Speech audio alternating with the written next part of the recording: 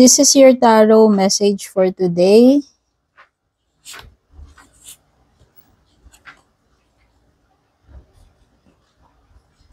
We pulled 9 of Abundance.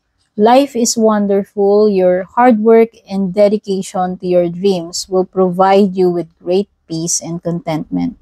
Take time to enjoy quiet moments of reflection and leisure.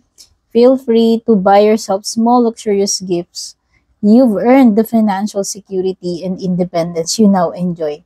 Sa tingin ko, this is a time na enjoyin kung ano man yung mga fruits of labor, ano man tong mga pinaghirapan mo, pinag-effortan mo in the past. Ito na yung time na inaani mo na yung magagandang resulta ng mga magagandang bagay na ginawa mo.